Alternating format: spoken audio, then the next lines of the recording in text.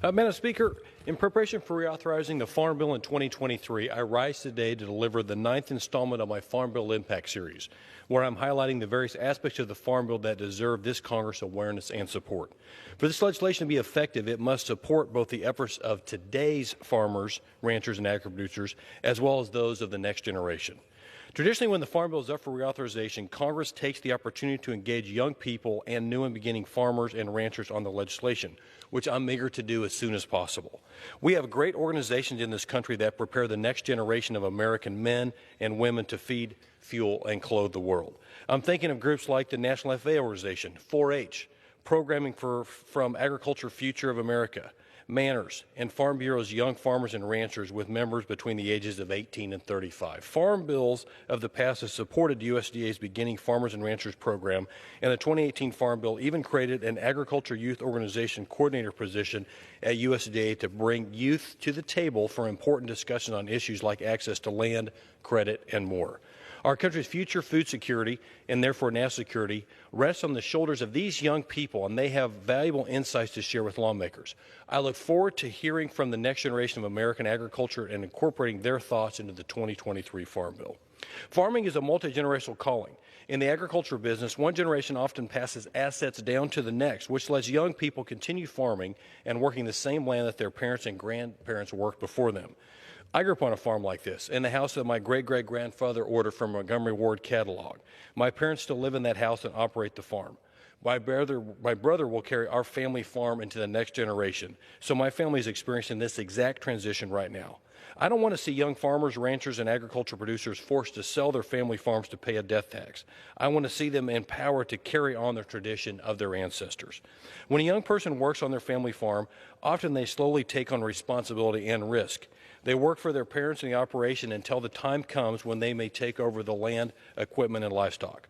When that happens, the federal government should not jump in and tax you on the value of your inherited land and assets. This principle is called the stepped-up basis. It has long been a precedent in the tax code and ensures that owners of small farms don't get taxed out of existence. Today's generation of farmers are aging. The average age of a farmer in Kansas is 67, and they are preparing to transfer nearly $9 trillion in assets to the next generation that will follow in their footsteps. So Congress needs to make sure that these assets transfer process is fair instead of using it as an opportunity to gouge farmers with more taxes. That's why back in September I introduced an amendment in the House Agriculture Committee that would preserve the tax code stepped-up basis provisions, exempting ag producers from paying capital gains taxes when land or equipment passes from one generation to the next. And back in March, I introduced a bipartisan resolution along with 51 of my colleagues that supports the preservation of the stepped-up basis, opposes any efforts to impose new taxes on family farms and small businesses, and recognizes the importance of generational transfers of farm and small business operations. Also in March, I stood right here and talked about President Biden's budget proposal, which eliminated the stepped-up basis and added what I've called the farm killer tax, which is not a game changer, but a game ender for the American family farm. President Biden's proposal would impose capital gains taxes on farms that have been held in families for 90 years. Think about that. In 1940, the average cost of Kansas farmland was $50 an acre. Now, irrigated land in Kansas is over $4,000 per acre. Imagine the capital gains tax implications on that history of ownership.